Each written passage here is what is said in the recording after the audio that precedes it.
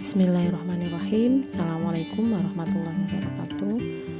Bertemu lagi dengan Bu Udhiana. Untuk hari ini kita mau belajar tentang suhu dan kalor. Oke, saya langsung saja. Di sini ada mengapa balok es yang dimasukkan dalam air panas lama-lama itu akan mencair. Nah, pada kasus ini nanti kita berhubungan dengan suhu dan kalor. Nah, untuk standar kompetensinya menerapkan konsep kalor dan prinsip konversi energi pada perubahan energi. Dan untuk kompetensi dasarnya, menganalisis pengaruh kalor terhadap suatu zat, menganalisis cara perpindahan kalor, dan menerapkan asas Blair di dalam pemecahan masalah. Nah, yang pertama, kita kenal suhu dulu. Oke, suhu di sini itu adalah besaran yang menunjukkan derajat panas atau dingin dari suatu benda. Nah, sekarang yang kedua kita kenal dengan yang namanya termometer. Termometer di sini adalah suatu alat yang digunakan untuk mengukur derajat panas atau dingin suatu benda. Jadi untuk sifat termometrik zat di sini adalah perubahan sifat fisis zat saat dipanaskan. Sifat termometrik suatu zat di situ berupa volume zat cair dan gas, panjang logam, hambatan listrik logam, tekanan gas pada volume tetap, dan warna sebuah kawat pijar.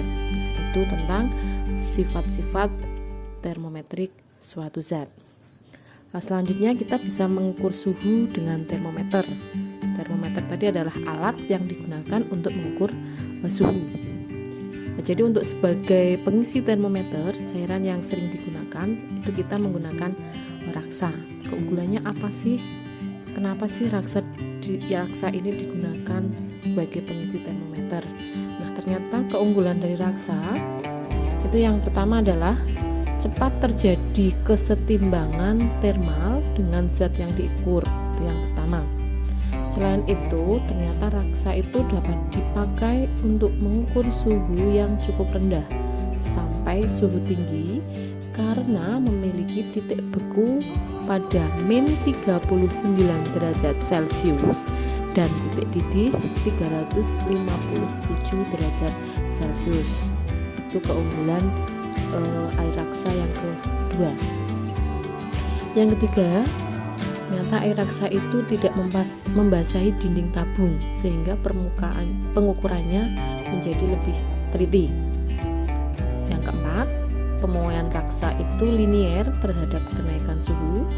Dan yang terakhir adalah mudah diamati karena warnanya mengkilat. Nah, itu adalah keunggulan dari raksa.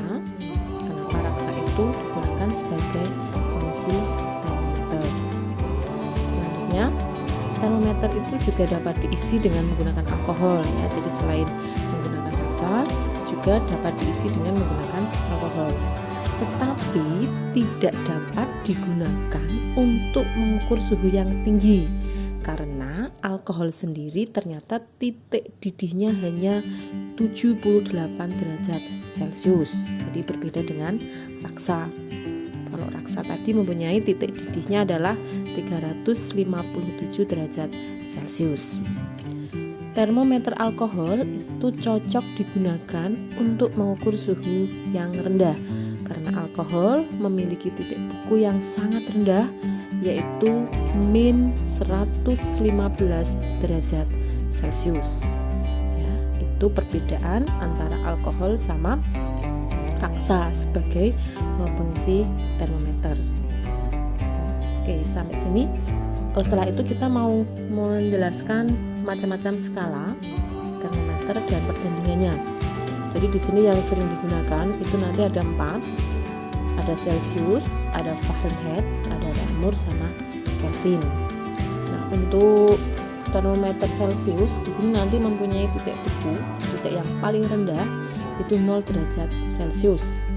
Sedangkan pada titik didihnya, titik yang paling tinggi di sini 100 derajat Celcius. Kalau untuk Fahrenheit, di sini mempunyai titik bekunya adalah 32 derajat Fahrenheit dan titik didihnya adalah 212 derajat Fahrenheit. Dan reamur di sini mempunyai titik beku 0 derajat reamur dan titik didihnya adalah 80 derajat reamur. Dan terakhir adalah Kelvin.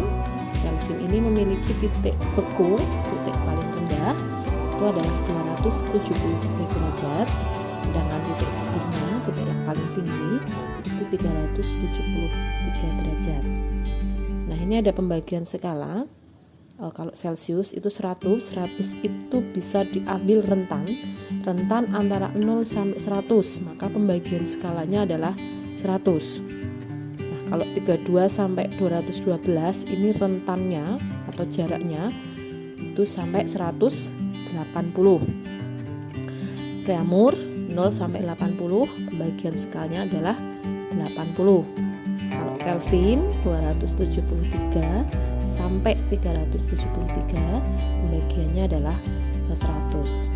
Pembagian skala ini yang nanti digunakan untuk mengkonversi misalkan dari Celsius menjadi Fahrenheit, reamur menjadi Kelvin, reamur menjadi Celsius. Itu nanti bisa untuk pembagian skala. Ini diperkecil dulu.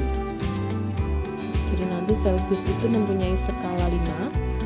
Ini dibagi 20 semua. 100 dibagi 20 itu 5, 180 dibagi 20 itu ada 9, 80 dibagi 20 itu 4, 100 dibagi 20 ini 5. Jadi Celsius itu skalanya adalah 5, Fahrenheit 9, reamur 4, dan Kelvin itu 5.